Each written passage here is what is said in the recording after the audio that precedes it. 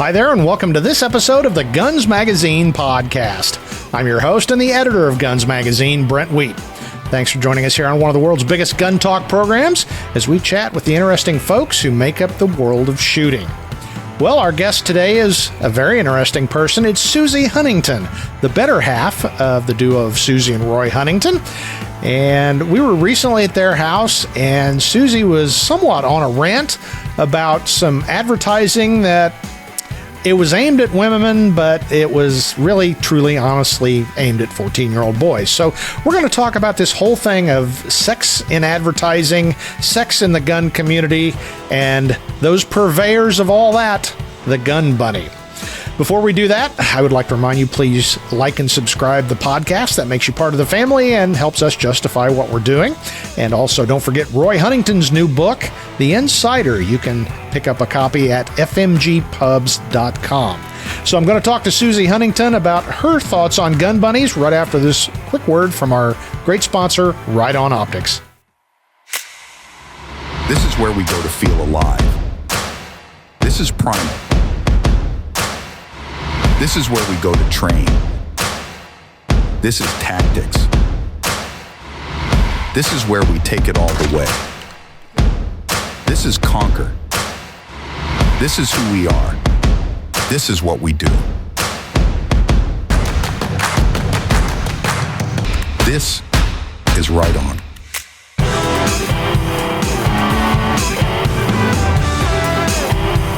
Well, good afternoon, Suzi. Good afternoon, Brent. Now that we've got all of our levers and gadgets in a row, I appreciate you joining us. Thanks for having me. Well, I was just at your place a couple weeks ago, and I got to say, you were on a rant a bit, and justifiably so, I would say, in my personal opinion, but it was funny. I'll be circumspect and not say the brand or anything, but you were, no, but you were on a tear about a video you had received about some product, and it was, a shooting focused product of clothing. And I think what really got you spun up, though, is let me summarize what this video was. It's, "Hi, I'm Tiffany Jiggle. Look at my butt. Look at my boobs. Look at my butt. Oh, I shoot a gun. Look at my butt. Look at my boobs." I mean, that's pretty accurate, wasn't it? Yes. Yeah. Yes. It's disturbing how much that still happens. Well, that's what our topic today is going to be, and I'm going to term it "Gun Bunnies Beware," because Suzi was on the warpath, and we're going to talk about that. You've been on the podcast before, and I do think we've kind of touched on this, but this one was too good to pass up, and I know you got online. This horse into the ground. Well, a little bit. And maybe as I'm editing this, I can find some illustrative pictures. That's the only Maybe we could pull that ad up on Facebook again. Exactly. Well, okay. Let me take the male chauvinist viewpoint and say, well, what's wrong with gun bunnies? I mean, I like pictures of chicks shooting a gun and jiggling. Well, okay, that's a very valid point. But you're not 14. And the ad was really not aimed at you. It was aimed at me. It was aimed at other women. And that's where it really sticks in my craw. I would never, you only kind of glossed over what this whole ad was. The gal in the video, she may be a very good shooter for all I know. I predict she's an influencer. Yeah.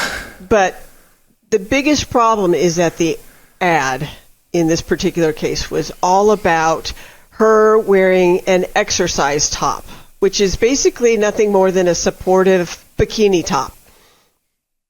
And she's all greased up, and she's, running around on a range by herself with her AR platform, and, hut, we're showing what an awesome pair of pants is that I'm wearing, which you're not looking at the pants, you're looking up top, and the pants that she has on, of course, have been tailored specifically for her figure.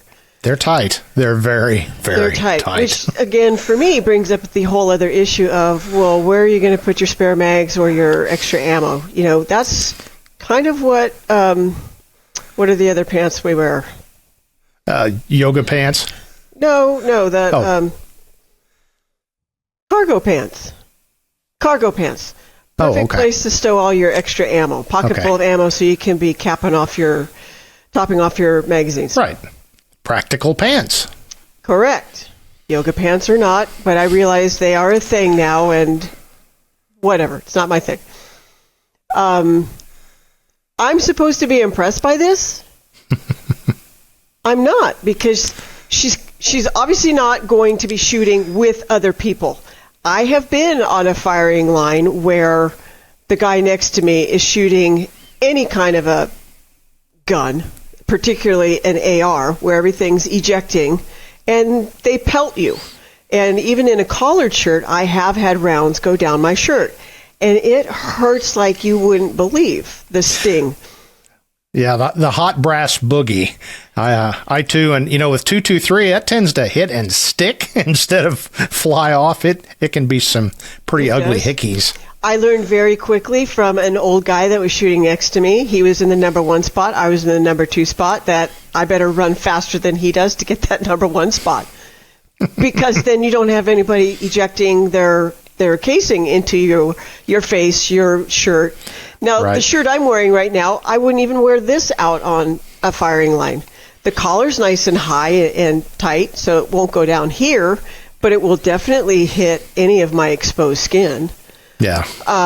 And God forbid I should need to get down on the ground and go prone. So these ads are really tactical, but they aren't based on anything in reality. And you're aiming it at a 14-year-old boy who's going to go hide in the closet while watching this. Mom, I'm just taking a shower. Okay. Okay. I mean, you got down to cases. So why is this? I mean, I totally agree with you. The ad, even though it's supposedly selling this product to women, was clearly aimed at the 14-year-old Call of Duty boys. So why do you think things like that still happen?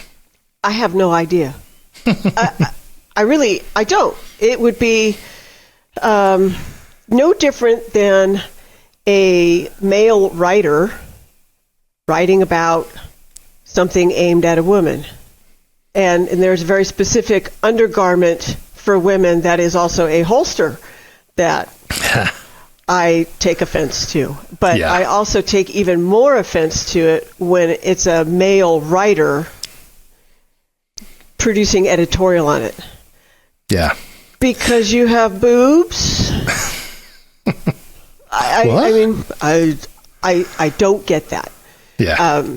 So please, we really need to find out from these company owners and their ad executives, whoever is creating their ad packages, what is going through your mind? Yeah. And that's the interesting thought process, because you're absolutely right. It's I think in cases like this, it's probably male company owners probably working with a male creative team. But what I don't understand is, why would a lady go along with that and say, oh, you want me to do this? Sure. Is it just the whole, so I can be an influencer and be seen more? Because again, I don't think they could probably sell a lot more of those pants if they did a better job of explaining why they're a good product.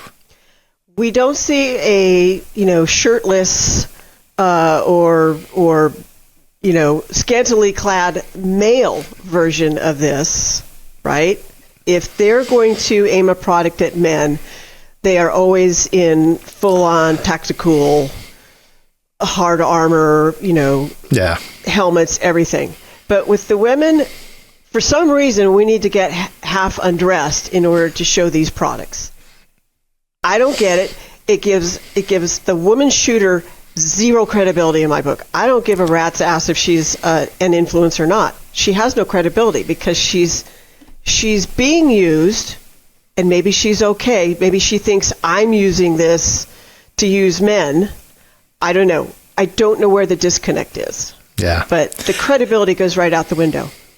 And that's truly, I'm kind of yanking your chain a little bit to get some reaction, but I think we're on the same page here. And my problem is the credibility. Again, as a chauvinistic male who is visually driven, I sure like looking at stuff like that. But I wonder, in the big picture, is this helping shooting sports? One of the things that anti-gunners are constantly throwing out is, well, this whole industry is aimed at immature, insecure little boys who, like playing video games. And I'm afraid when you do stuff like this, it just plays right into that. We do. We feed right into it. You don't see the truly incredible shooters out there. Diana Lederoff, Lena Michalak, Kim Rhodey. Oh my God, Miss Olympian, right? Yeah. They aren't doing this, and that's where your credibility is, right? Yep. Sherry Legate. Yeah. Nobody's doing this, but the younger folks. And I actually looked on the website of this particular company, and it is chock full of videos and photographs of everybody doing CrossFit. That whole CrossFit crowd. Yeah. Which in many ways I feel is aimed at the I look good crowd, and that's what this is all about. But you can't look good and aim that at, serious shooters. Yeah. Well, it's kind of going meta with this whole thing. That's what I like. One of the things I like about shooting is it's the ultimate meritocracy. It doesn't matter if you're young, fast, and strong, or old, slow, and stupid. If you can shoot, that's what it all comes down to in the end. Can you bag game? Can you win the competition? And when we see stuff like this, I feel like it takes away from that. Hey, it doesn't matter how you shoot as long as you look good. And right. Unfortunately, there's a whole YouTube segment devoted to that. There is, but look at Hollywood. True. Anytime you have a female heroine who is shooting, what was that movie? Lara Croft, Tomb Raider, right? Yeah. Mr. and Mrs. Smith. I'm not aiming just at Angelina Jolie, but you look at the women involved in shooting type things, and again, they are all scantily clad. Nothing is remotely in the real world. Supposedly she's hiding a gun in this super tight dress. Not.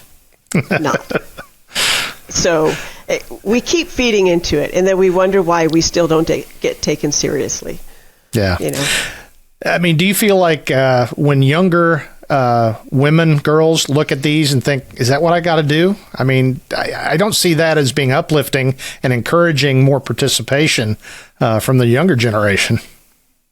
I'm not sure it even enters their mind. I really don't. I think that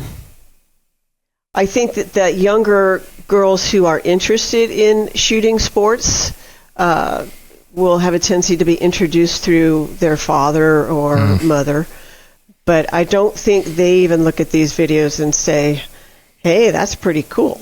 I really don't. I don't know, go out and set up a little table somewhere and take a non-scientific poll. Yeah. But it's annoying. It's annoying, and it's annoying that we still see even big companies doing this. Yeah.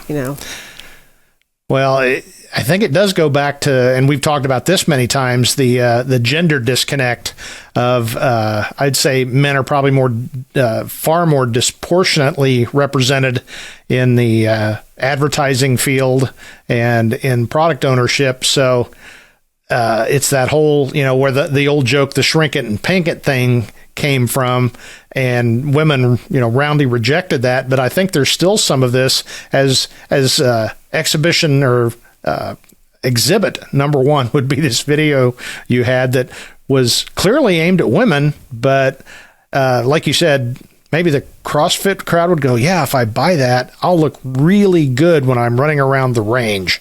And it struck me as odd. And the fact that the person identified themselves as a hybrid athlete, too. Did you ever figure out what a hybrid athlete is? No. Does she plug in at night? Is she running on gas and electricity? Yeah. I really don't know. I don't understand the jargon. To me, that was just a made-up advertising name. Yeah. I don't know. I really don't know. I was going to go somewhere else with this, and I completely forgot. Did you see it float across the screen? It's gone. Okay. No. The credibility for this gal is what I find disturbing. And, beauty is very fleeting. And sure, she's a great-looking gal. But don't sell yourself short. Because I think in many ways that because you're presenting yourself as this babe versus take me seriously, I really know how to run this gun, we didn't get that opportunity. And for me, I'm put off enough by seeing this ad that I don't want to go find any other videos of her demonstrating how good she is. I don't care. Interesting point, because like you said, if she's using this as her platform to expand her personal brand, which is what it's all about now, is she turned off a target audience. But then again, maybe being purely cynical about this, maybe she doesn't care. Maybe it's like, I'll get 1 million followers that are age 15 and under. Any attention is good attention? Question mark. I don't know. It's crazy. It's crazy. You also see it in shows. For instance, Whisper TV. All the hunting shows. Well, if there is a female in that group or host of the show, she's got this full face of makeup on and her hair is perfectly coiffed, and I'm going to go whack a big elk. No, because you're getting up at the crack of dawn to go get in place and start tracking and hunting and doing all these things. And you're not going to have a full face of makeup on. God, I hope you don't. Well, Suzi, are you telling me hunting shows are not based on reality? What? When did this become a thing? I've told that story before that I get so many of my friends angry that when I tell them anything you see on TV, especially hunting shows, is completely and utterly staged. And it's funny because guys of our age that have been doing this a while, a lot of them, you see them declining invites to do this stuff because it really gets tiresome. Okay, walk up to the deer again. Now act more surprised again. Poke. Yeah. Now act like you're shooting. Act scared. Really?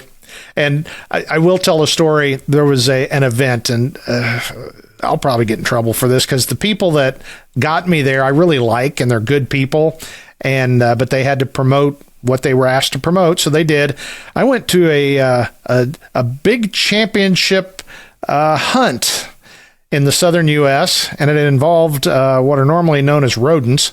So it was all a made-for-TV event. And the winner, who's a big, well-known guy, we hunted hard, our team, and got like 4 or 5 over the course of a couple of days. They showed up with literally bags, and they were hunting the same area we were hunting. Now, come on, really? I noticed that some of them, I think, were still thawing. Go figure. And the other part was we had a gentleman with us that was at that point, very famous in the outdoor TV sphere, and a rather large gentleman, probably not in the best shape. Never got more than probably 150 yards from the truck ever. But I never watched the episode that they produced, but people told me he looked like a Navy SEAL running through the forest after these animals. So that completely just, not that I had high expectations going in, but I think it was when I saw those bags full of squirrels being brought in. It's like, really? And then later, somebody who might have been on that team might have told me that, yeah, we came down a week early and went hunting. Yeah. So sorry to bust your bubble, kids. Whatever you see on hunting TV, I'm calling BS, buddy. Yeah. So. Well, Sherry Legate and I had a hunt together out in Wyoming. And I distinctly remember part of this event was we were going that kind of hunting. And unfortunately, the plague was pretty prevalent at that point, so there weren't a lot of numbers. And it was see who comes in with the most. And she and I were out there just killing ourselves trying to get one or two.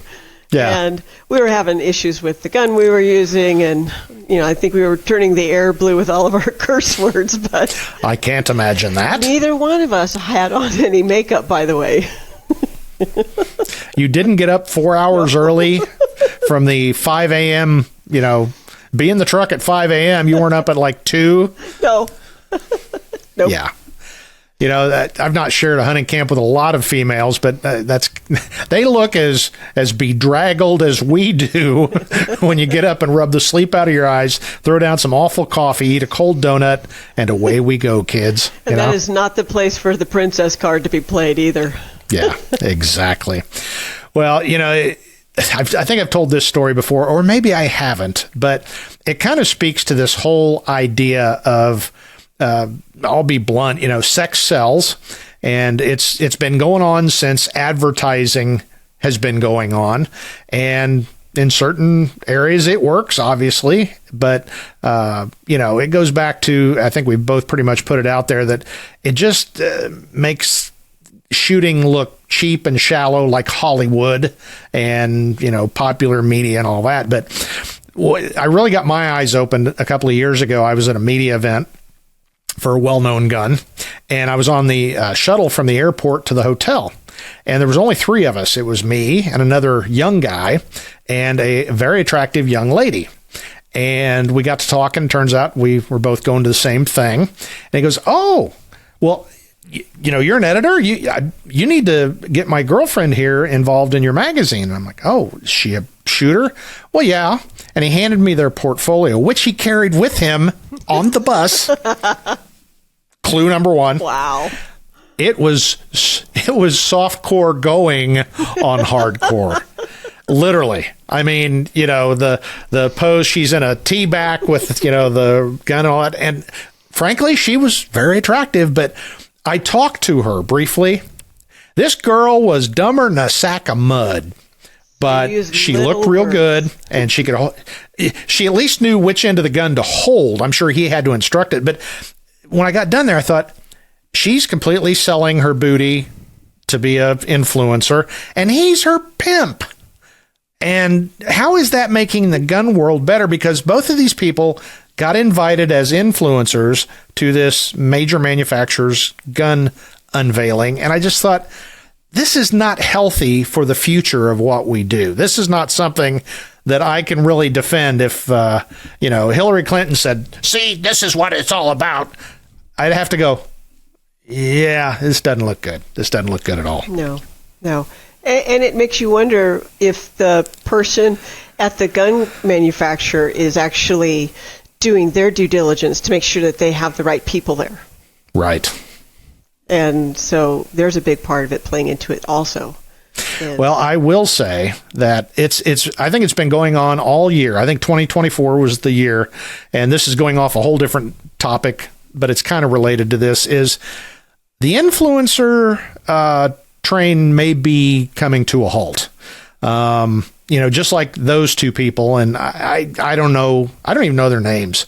Never saw them again, so that tells you they apparently didn't work real good with it. But the whole influencer thing, I think, is facing a lot closer scrutiny, and we're hearing more and more that people are going, are we getting our money out of this or not? And the answer increasingly is not. So again, there's people doing good stuff out there. I'm not saying there's not, but there's a lot of people that are trying to use an angle like putting booty out there that they're getting found out more and more. So maybe I'm crazy, but it seems like that problem is starting to fade a bit. Well, everything will take its course, and that's fine. But it should be scrutinized. If you look at print magazines, if you look at our group, we have editors for a reason, right? Yeah. You need to not only make sure that what is being put out there is accurate information, but you need to make sure that the person who is putting out said information is not a charlatan. Now, when I was editing Cop magazine, I was really scrutinizing what the writers were presenting to me. And I would use my little cop pea brain and go, well, would I use this? Would I do that? Or something about this seems familiar, and then do a search and find out, well, it's pirated information. You know? And do I want to pay for that? No. I want you to come up with something on your own. So I don't necessarily see that the influencer arena has that check and balance system, because anybody, as we sit here and do it ourselves, anybody can have a Zoom meeting and come up with content. Yep. It doesn't necessarily make it accurate. Yeah. So. And then you get folks that maybe their moral compass isn't pointing to the north. And, hey, Tricia, unbutton a couple more buttons, you know. And I got to say, I don't think Masad Ayub or, I don't know, say John Taffin ever had the need to unbutton 2 more buttons just to get the extra views. The men never do, but the women always, there's always that evilness of the hyper-sexualization to sell the product. Yep. And just not my thing. It's not your bag, baby. Quit being so uptight. You damn women's liver. Exactly. You burn your bra. Yeah. And, you know, I've never really gotten any backlash over talking about this kind of stuff, because I do think the majority of shooters, again, we're all, you know, a lot of us are male, and, you know, we are pigs at heart, and we're visual, and we like certain things. But I think most shooters realize, for the betterment of our community as a whole and the Second Amendment as a whole, this kind of stuff is not helpful. Not helpful at all. No. The only place it's appropriate, who is it? Calvin Klein underwear. I lusted after Mark Wahlberg. See, that's the only place it's appropriate. Yeah. Well, you know, I've often said, I've taught some women only classes, and you guys are as bad as the guys. Okay, we just don't see it that often, but get you in a herd, it's quite dangerous to be one of the few males being outnumbered. So, but yeah, I don't know. I guess the temptation is there. If I could undo a couple more buttons and get 300 more, you know, likes or whatever, yeah, I still wouldn't do it. Yeah, I don't know, even though I wear something push up, I, you know, don't look bad, I guess. But okay, so the reality is I'm too old now. Oh. That's why I won't do it. No, put your clothes back on. Wow. Oh, goodness. Well, gun bunnies. Oh, don't you love those girls? Aren't they the best? No. That was curtain to the point. Have you ever had women? Have you ever had a real run-in with one at a media event or anything? No, and it probably wouldn't be very pretty either. So it's just as well that I avoid them. Yeah. It's bad enough when you see the booth bunnies. Oh yeah. So it's just a continuation of that. Yeah. Well, what she's talking about, if you're not familiar, like SHOT Show, they used to have what they called booth babes or booth bunnies. And my rule always was, the bigger the cleavage, probably the worse the product. And when the show's in Vegas, a lot of those girls will be dancing on stage number 3, and I'm not joking. That's not exaggeration. I've talked to a number of them, and they work in the adult industry, and they get hired, and it's pretty amazing at times. But wouldn't you say that seems to be going away a little bit also? It's hard for me to say. It's been a minute since I've been to the SHOT Show. I know True. that before I stopped doing SHOT Shows, I did notice that those women were starting to reappear. There had been a nice period where it was fairly calm and neutral, and then they started reappearing. But I also seem to recall that we were doing SHOT Show right around the same time as AVN, so that might have something to do with it. Well, girls got to make a living, but I told the story. This was I would say the 90s was the high water mark for this stuff. And again, it still goes on, but in the 90s, it was very common. But I remember, and I don't remember what the product was. It was obviously a bad product because these ladies, I think the opening in the front of their dress went down to their knee. It was pretty spectacular. And of course, they modeled it well. But just down the way was a optics booth. And they had an upper level with rifle scopes and binoculars. And I swear to you, it was packed to the hilt with guys jostling for position. And everybody do the same thing. Okay, let's look at the rafters. Let's look over. And hubba, hubba, hubba, hubba. So I don't know that they sold any product, but boy, the folks down the way probably did sell a lot of rifle scopes and binoculars. They might have. So, yeah. But I mean, I didn't do that.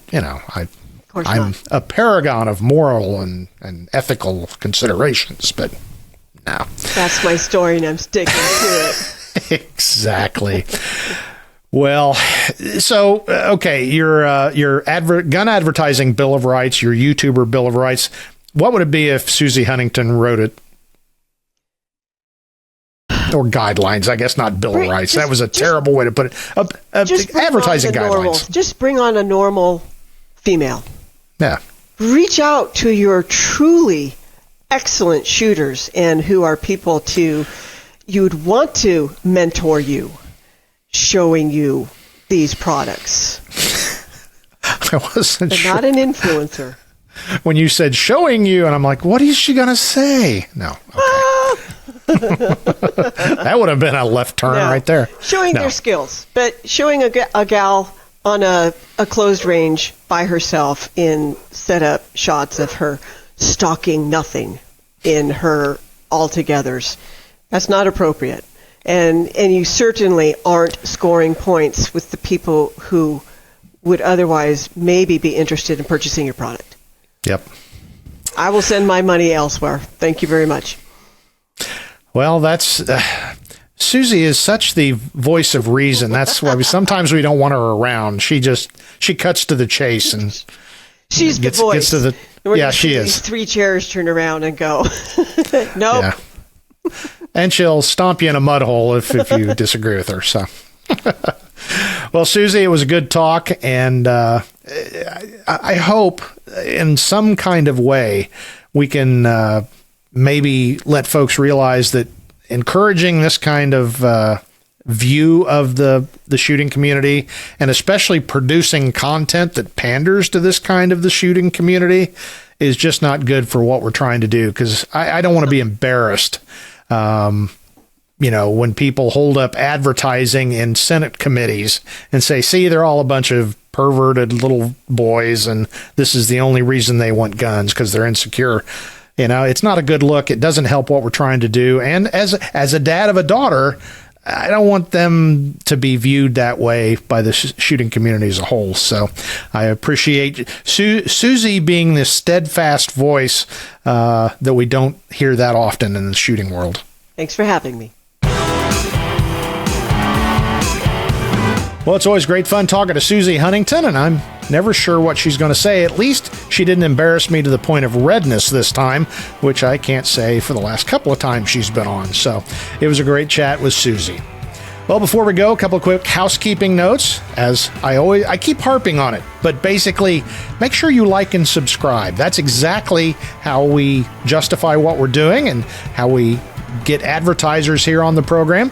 And if you'd want to maybe recommend us to a few of your friends, that wouldn't hurt either. So whatever you do, just like and subscribe. Doesn't cost you anything, and it really does support what we're doing. As I mentioned at the top of the show, don't forget Roy Huntington's new book, The Insider. You can get a copy of that at FMG Pubs. Buy 4 or 5 copies. They make a great gift for the upcoming holidays. And finally, there's our sponsor, Right On Optics. The 3 tactics, PRD and MPRD, provide you a constant, reliable aim point that keeps you on target. Learn more at rightonoptics.com. Right On. See the difference. Well, that's it for this edition of the Guns Magazine podcast. On behalf of everybody that works so hard here at FMG Publications, I am Guns Magazine editor Brent Wheat, reminding you yet again, now get out there and get shooting.